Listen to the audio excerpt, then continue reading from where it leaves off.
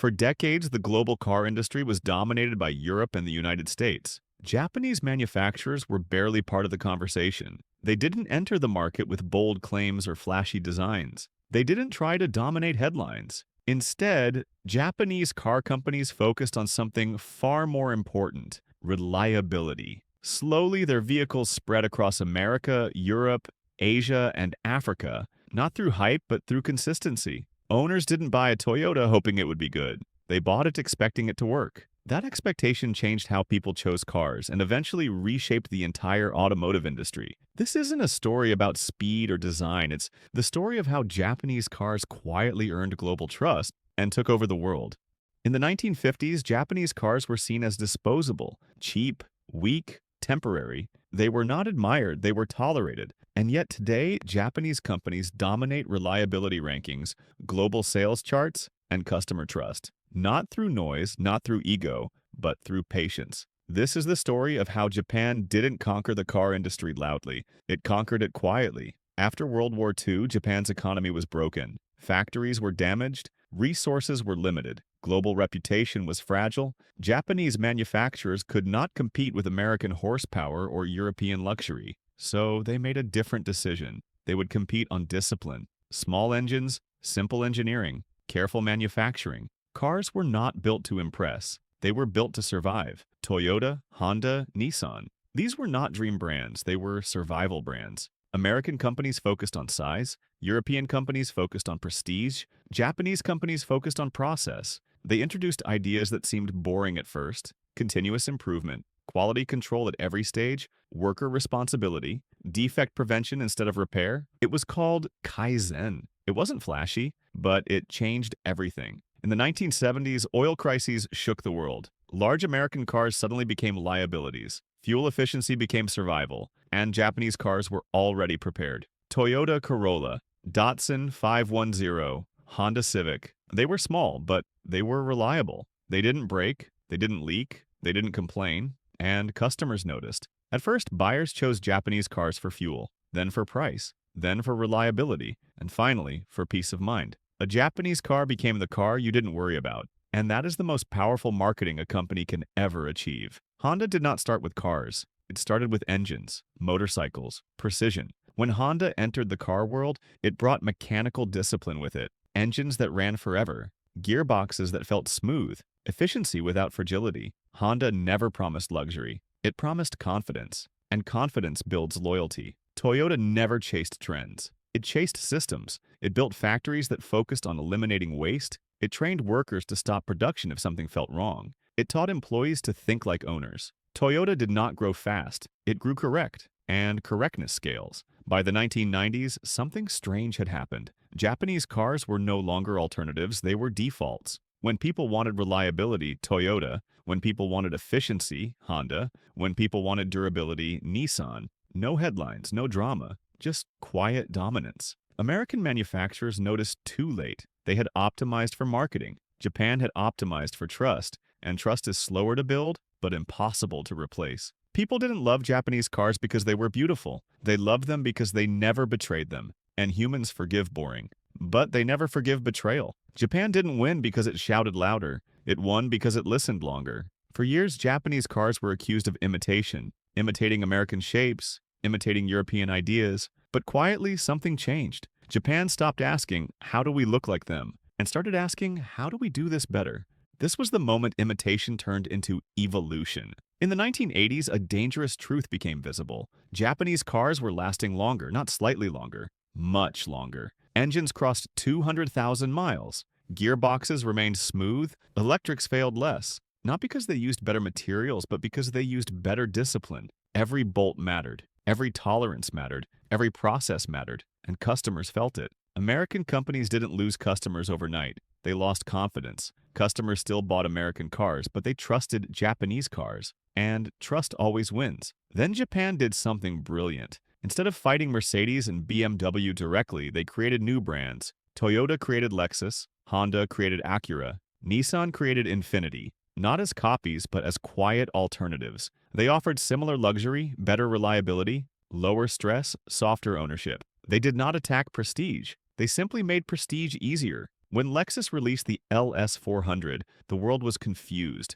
It was quiet, it was smooth, it was perfectly assembled, and it was cheaper than German rivals. It didn't look aggressive, it didn't feel arrogant, it felt calm. And calm was dangerous because it made customers question everything. Mercedes noticed, BMW noticed. They were still admired, but no longer untouchable. Japanese brands were no longer chasing, they were standing beside. Japan never tried to humiliate competitors, they simply outlasted them. They focused on service quality, ownership experience, dealer respect, long-term reputation. They didn't want one sale, they wanted the next 10. Then Toyota changed the game again. Hybrid technology. The Prius was mocked. It was called slow, ugly, unemotional, but it was efficient. And it worked. While others debated the future, Toyota sold it millions of times. Nissan brought affordability. Mazda brought engineering passion. Subaru brought loyalty and uniqueness. Each brand didn't try to be everything. They tried to be consistent. By the 2000s, Japanese cars were not exciting choices. They were safe choices. And in real life, safe choices dominate. Because Japan never bragged, they never declared victory, they never claimed superiority. They simply showed up, year after year, car after car, owner after owner. Parents recommended Japanese cars. Friends recommended Japanese cars. Mechanics recommended Japanese cars. And recommendation is stronger than advertising. Japan did not take the throne. The world handed it over. But dominance creates its own danger. Because once you are on top, you can forget why you were trusted. And history has a habit of repeating itself. Success is comforting, but comfort is where awareness sleeps. Japanese brands reached a point where trust was automatic. People bought Toyota without research, Honda without hesitation, Nissan without fear. That level of trust is rare and dangerous, because when trust becomes default, brands stop listening. The world changed again. Electric cars arrived, software became important, design became digital, and suddenly the same companies that mastered patience hesitated. Toyota questioned full electric adoption. Honda delayed. Nissan slowed. Not because they lacked intelligence, but because they feared breaking what already worked. The same caution that once saved Japan now slowed it. And the same boldness Japan once avoided was now winning headlines elsewhere. But Japanese brands were not built on speed. They were built on survival. They did not rush into electric chaos. They observed. They studied. They waited. Because Japan never plays for today. Japan plays for decades. Even today, Toyota remains the largest car company in the world. Honda remains among the most trusted. Lexus remains among the most reliable luxury brands. Not because they are exciting, but because they are dependable. And in human relationships, dependability beats excitement. Japan didn't take over roads. It took over minds. When people imagine reliability, they imagine Japan. When people imagine ownership peace, they imagine Japan. Japan did not conquer the car industry with speed. They conquered it with patience. While American companies rushed to release yearly redesigns, Japan refined the same platforms for decades. The Toyota Land Cruiser changed slowly. The Corolla evolved quietly. The Camry matured patiently. The Civic learned from itself. And because of this, Japanese engineers began to understand something Western manufacturers often ignored. A car is not finished when it leaves the factory. It is finished when it survives the customer. Japanese companies treated failures as lessons. Western companies treated failures as lawsuits. This difference alone reshaped everything. But Japan did not only dominate reliability, they also redefined performance. The Toyota Supra, the Nissan Skyline, the Honda NSX, the Mazda RX-7. These were not just sports cars, they were statements. They proved Japan could build machines that challenged Ferrari, Porsche, and Corvette. And they did it with balance, with precision, with restraint. The NSX forced Ferrari to rethink quality. The Supra forced BMW to rethink engineering. The Skyline forced Porsche to rethink traction. The RX-7 forced the world to rethink engines. Japan was no longer copying, Japan was leading.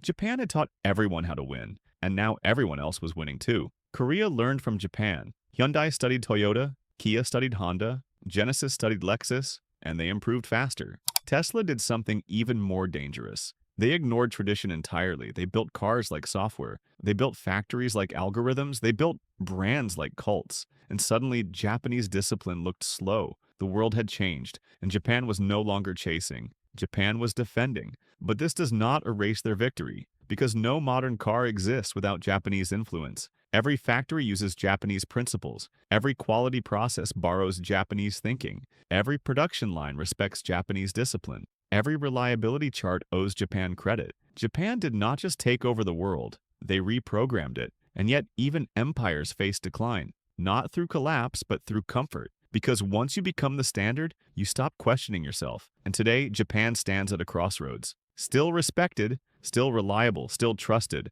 but no longer feared. And history shows us something brutally simple. When the world stops fearing your innovation, it starts preparing to replace you. So the question is no longer, how did Japan take over the world? The question is, can Japan take it back?